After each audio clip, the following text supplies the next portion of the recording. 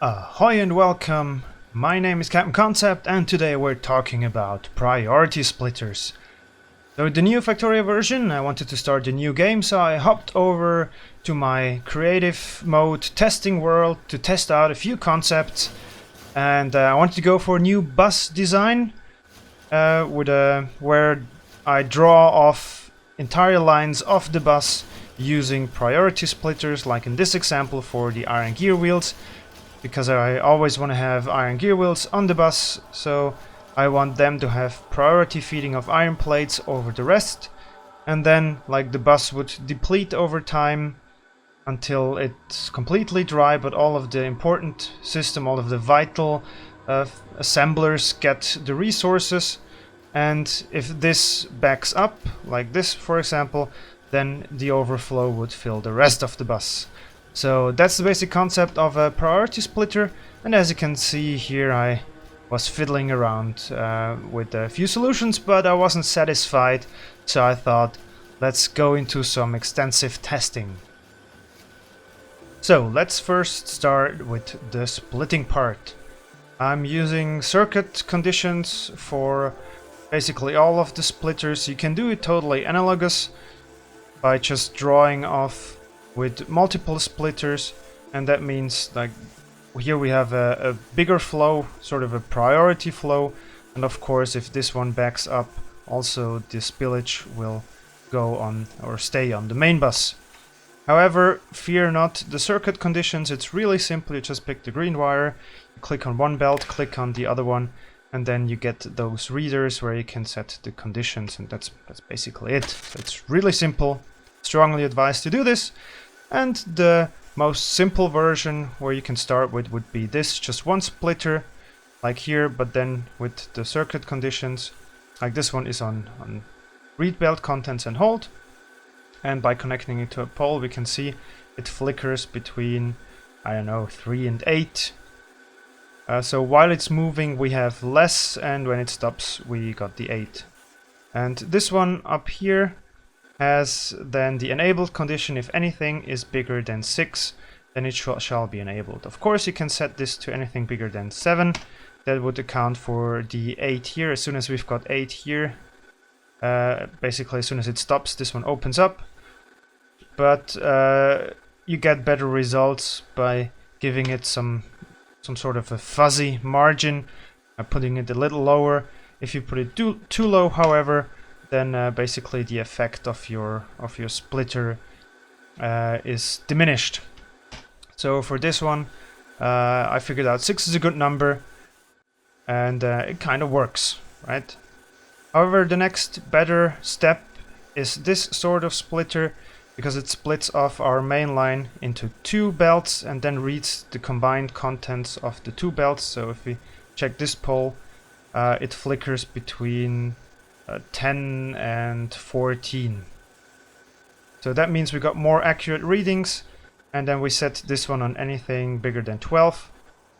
Theoretically the maximum would be anything bigger than 15, but as you can see, like we sort of got a delay here until this kicks in and it stops. And of course again, if we put it too low, I don't know, if I put it down at 6, like basically the results, the effect is strongly diminished. So here again sometimes 13 if you want better compression, or here I think 12 is a good value, and as soon as this is backed up, the overflow here flows. Now the, in my opinion, best design that I found is this one, because it reads the contents of the belt that is split off and then blocks the main line here, and we got better results with the overflow. Here again it flickers a bit more between 9 and 14, or does I see 16 there? Yeah. So the advantage of this over that one is here we measure the items before, then stop this and let it flow out, while here we only really measure what's been drawn off the belt, and if it's enough then we open this up, and if not, this one keeps closed. Now I've set up this little testing setup here using constant combinator, and down here with these inserters I hooked these belts up to certain conditions. So if we take this signal and put it down to 1, that means no drawing of these lines, right? So as we can see now, the effects on these splitters are falling. Like this one probably will remove, not get distracted. So the problem with the first splitter that I found is if this one stays, and I have to close this, it stays at 6, and this one is bigger at 6 there, that means it stops. And if we do this again, change the signal again and then stop. Now this time we have 7 and it remains open and we got the flow. So that means I would have to lower this to 5 or something, but as you can see, results are inconsistent. These two, however, work fine because we got the more accurate reading as mentioned before. Now if I go here to condition 2, that means we got one stack inserter drawing off the line, and then we have a look at the spillage. Then we see here and here we got better results, while this one, of course, as soon as it flows, it shuts down this main bus line completely, and if the movement has stopped, then it opens it up again. So here we got all the material that we need, but more remains on the main bus. So this splitter wins over that one. Now let's crank it up a notch. Now we got two inserters grabbing items from either side, and now we got this start-stop pattern on all of the splitters, and it's really hard to say, but I think here we got a bit better compression and still more on this main bus line than in this one. And let's fully open it up. It's the condition 4, where now we completely draw off a full line, and as you can see, now this one is fully saturated and this one is, and the main bus remains empty. And with the less accurate reading, we still got spillage here. So clearly this design here wins. However, it does take up slightly more space and more material. So if you just want a good enough priority splitter, maybe sometimes also this one works just fine for you. Now, of course, the splitter is only one part of the equation. We also want to see the bigger picture, and that's how it fits into our main bus. Because of course we want to have the main bus balanced. Mainly we want to have all of the resources flow from, like here, from the top to the outer line, because this is the line where we draw the items off. So as you can see, it can get quite complicated. This is, I don't know, like the third version that I was playing around rearranging the splitters, because basically if we draw off items here, we need to resupply this outer line from these inner lines. And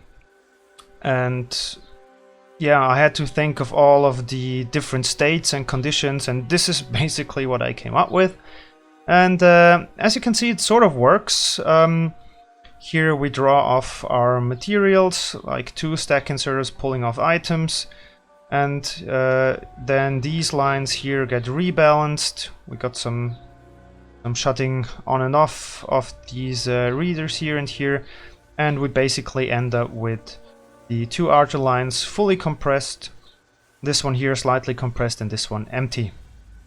Now as you can see here, the first problem already starts. Basically we're not drawing off a full line, but we end up with a little less than 3 lines. So we kind of lose compression here, and that's, if we look closely, maybe you see them here stutter a bit. Like if they stop here, it stops them for a second, and that results basically in less throughput back here. So I went ahead and experimented a bit with the timings or the conditions, and as you can see, it makes a huge difference. So this one here, the conditions. Now we can't see it, I need to close that one. So here the conditions is anything bigger than 13 on all of these that stop, and that results in a very nice compressed outer belt and a almost perfect compressed second belt with a few little holes here and there.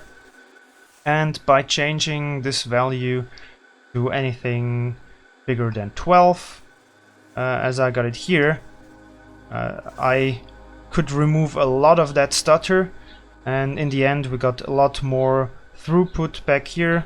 So let's see, oh, here we're not even drawing anything off because there's missing a wire. But let's see, we got 3 and almost 4, so by not drawing off anything, here still we lose some compression. And now I'm curious, let's hook this wire up to the condition, there we go. So now 2 stack inserters are drawing off the line, and we end up, well, at least with 3 almost fully compressed lines. So by lowering the condition to 12, by making it more fuzzy, we get better results back here. And I don't know, maybe I can lower it even more, but if I set it too low, then this one will lose compression. So I went on the internet and looked what other smart people would come up with, and I basically found these designs here. One is by Canidae, and the other one is by Steejo. And Steejo, if I got this information correctly, based his design on a guy named Rasby. And then there is the design by Tzwaan that basically took Steejo's design and improved upon it. So let's have a look at the pros and cons of all of these designs, and then here at the bottom you see my conclusion, you see what I came up with as a sort of a final solution. So the design of Caniday is really interesting because he kind of takes the items and routes them there, and then feeds the next line in from the sides and shuts it off like this. And I really haven't thought of that, but it's kind of ingenious. It ensures better flow, better overall flow, better distribution, because like if this one can't feed from the side and backs off, it just flows through here. So it's got kind of a self-regulating flow, which is awesome. And then of course if it shuts off here, all of this goes through here and feeds in from the side. So overall, very nice design, very good throughput results. Let's see, here I draw off 2 inserters, and at the end here it's a bit hard to see because I stacked them together, but basically we got 3 full lines and a little bit of spillage here, which looks like it's accurate of more or less what we draw off here. So almost no loss in throughput thanks to this side feeding design. The only drawback, however, is it's rather big, and with these little markers you see like this one here we can draw off here, and the next possible point where we could draw off from this inner belt where all of this fits without overlapping would be here. So it's still far apart but rather tight. However, this is almost twice as big.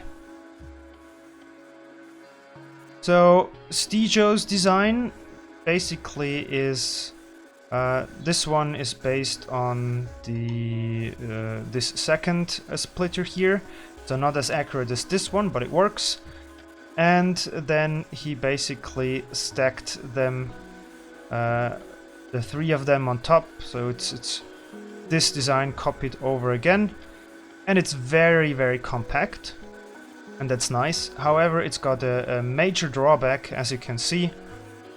The problem with this splitter is as soon as something draws here, it shuts off, and the same with the other ones, resulting basically in an empty line here, which is, in my opinion, not so nice. You could, of course, then, I don't know, reroute this so that it looks nice again.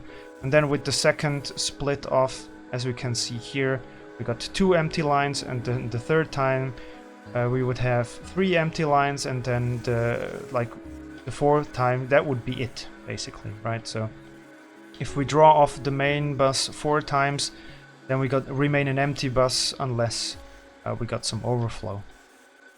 So the improved design of Tzwaan looks like this. He stacked, it's not as compact, but as you can see here, you can start placing this one the soonest here. So it's got the same very small footprint as Steejo's design. However, the lines feed a lot nicer because, of course, like this one is then blocked down here, this one goes down here, and then the last one goes down here because this one basically then is empty. And the same here, so it really nicely draws from the inside to the outside, with the outer belt always being, well, more or less fully compressed. Now if we look back at my original design, if we go a bit into detail, my thought was that if this splitter here shuts off, basically this line is empty, so I want this line to be fed with these 3 lines. So I stacked these splitters pretty much like Tzwaan did here. However, not every splitter measures the amount of plates before and shuts off, because like if this one is shut off, this line is empty. So I decided, oops, wrong splitter. If this one is shut off, this one is empty. That means that and that one can directly feed the belt below. So that works if this one is shut off, and then afterwards I did have to do the balancing. So again, this one measures if we have enough on these 2 lines, and if we don't, it again shuts off the other 3 belts. Then we measure again, shut off these belts, measure again, and then shut off this belt. And yeah, it kind of works. This one also would look pretty much similar to Tzwaan. However, it is more complicated. So the solution that I came up with looks like this. We have the splitter that takes off like this, and then for the outer line, because I wanted to have a nice compression and a nice flow, I incorporated the design of Canidae, but only on this line, and then here I got the same that shuts this and that off. And here I have 2, one from this Tzwaan design and one from my design. And then at the end it looks like my other design again, where these measure and shut these 2 off. And the advantage over this design is it's got a slightly bigger footprint, but if we look at the lines here, we can see that we got 3 fully compressed lines and we got the spillage. So it's almost as good as Canaday's design. However, it does have a smaller footprint than his design. And it's not as accurate on these outer lines. However, with the next one, you know, again, it will be channeled down. So that's why I placed 2 behind each other, because I wanted to study the long-term effects on the bus. And it balances it out itself over the long run. However, then I thought it's still rather complicated and has a big footprint, so the best design that I could come up with was just simply this, where I take this priority splitter and then use this logic that if this line here is shut off, I want it to be fed from these 3 outer lines, and basically just pass on the signals, and they are all on the condition anything bigger than 13. So the pro of this version is it has a very small footprint, even smaller than Steejo or Tzwaan's version. However, it doesn't have a perfect compression on this outer belt. Question is, do you need this or is it good enough? So this is like a Pareto solution, a 2018-80 solution, like a good enough pragmatic approach. Now let's see how all of these behave under certain conditions. First of all, if I set it on 1, that means we don't draw anything off the main bus. They look like this, and also let's have a look at the end where all of the effects accumulate. So the design of Canidae, as I said, has excellent flow. We start with 4 fully compressed lines and we end with 4 fully compressed lines. With Steejo's design, you can see we still got 2 more or less compressed lines on the outside. However, the 2 inner lines, they lose compression. And Tzwaan's improved design kind of accounts for that. So we got 3 fully compressed lines on the outside and 1 almost empty line. So that means we lose compression. So we're not drawing anything off this outer line. But as you can see here, we lose compression and then we lose more. So basically, yeah, we lose throughput and we don't want that. We do have a bit of the same problem with my improved design. So this outer line still loses compression. And as you can see, the easy solution, the good enough solution, just works flawlessly. So we start with 4 fully compressed lines and we end up with 4 fully compressed lines. Now let's see how this changes if I switch to mode 2. Now 1 stack inserter each is drawing off the line. So here with Canaday's design, we still got 3 fully compressed lines and the outer line loses a bit of compression. However, we still got spillage, which is what we want. Now Steejo's design as well as the improved Tzwaan design really show their drawbacks, and I think that's mainly because of the usage of this splitter. Basically, by just drawing a bit of these lines twice, we end up with here 2 almost empty and here with 2 empty lines. So we lose a lot of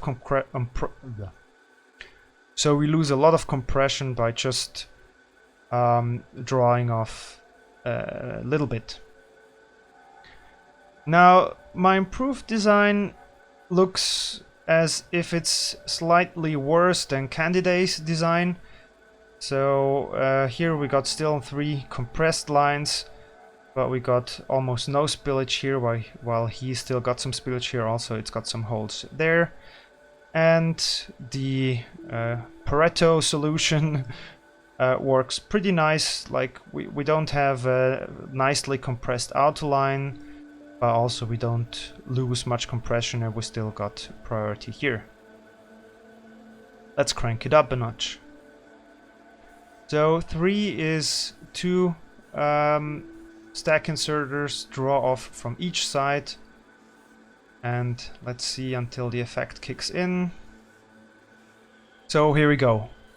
Canaday's design, again, awesome. We still got 2 fully compressed outer lines, and this third line has a few hiccups, which is okay because we're drawing off well, with the 4 stack inserters, so that looks about right.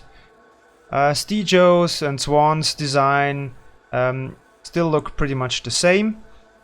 And my 2 designs here, like here we got still 2 compressed lines and a bit of the third line. It's not as good as Canaday's design, but it still works. And Pareto doesn't look as nice, but as you can see, it still works. Like the 2 outer lines are more compressed and we start to see some empty patches here in the 2 inner lines. Now for the second last mode, mode 4, where we fully draw off a line each. So here we fully draw off a blue belt and here we draw off fully a blue belt. Canaday's design looks as expected. These 2 lines are now empty while these are still fully compressed, so pretty awesome. Steejo's design really flattens out here, where the outer belt still has compression. However, here we got less than a fully compressed belt, so we lose compression here. The improved design from Tzwaan stands its ground. We got 2 fully compressed lines here on the outside. My improved design kind of works as well. We got fully compressed line on the outside. However, this here, oh no, you need to give it some time sometimes. We still got 2 fully compressed lines here on the outside. And again, the Pareto solution, now it really works nicely. Again, we got 2 fully compressed lines on the outside. So yeah, pretty cool. Now one final test. The condition 5 is I shut off these 3 lines at the back of the priority splitters, basically simulating a backing up of the materials, like if these here were full. So let's see what happens if I do that. Let's have a look at Caniday's design. This one fills up pretty quickly. My 2 designs have already filled up. Now he has filled up. And Tzwaan's design is still filling up. And Steejo being the last, yeah. I really don't want to bash on Steejo or anything. Like, I think he's doing some awesome work, by the way. And I just saw or found this design under his name. So just to make this clear, all I wanted is to find the best design for you. So yeah, to the conclusion, if I assign points to how well all of these priority splitters handled a certain test conditions, and I'd give 2 points for handling the condition perfectly and 1 point for handling it just good enough and no point for not doing a good job, then it would look something like this, where the heat pipes on the concrete are the actual points, and this design from Canaday clearly wins. If I'd give additional points for size, then these 2 designs get 2 additional points because they have the smallest footprint, as well as this one, and this one gets 1 point for still being like half the size of Canaday's design, but already double the size of these 2 designs. And then by assigning 1 last point for how well they handle the backing up, like how fast they back up, while these have a certain lag because they measure first, while they shut down immediately or shut open immediately. They get additional points. And then I think my conclusion, my personal conclusion, would be that the best design probably is this one down here.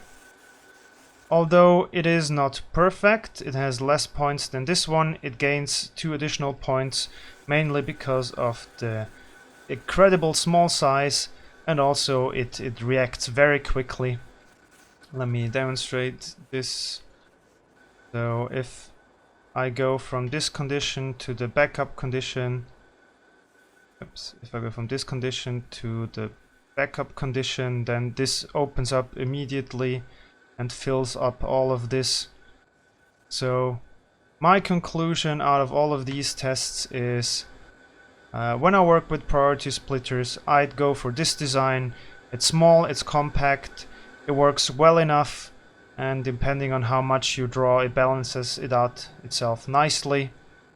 So for me, this is designed to go, and I hope you could benefit from this video as well. If you have any comments or suggestions, let me know in the comment section below. If you came up with other results or know a better design, please let me know. I'm curious to find the best solution, because if you're playing Factorio, most of the time you work with good enough, but you always strive for the best. And with that, I'm gonna finish this video for today. I hope you enjoyed it. If you did, please leave a like and subscribe for more. And whatever you do, make sure that you always got enough splitters on your main bus. I'm Captain Concept, and I wish you a fabulous day. Arr!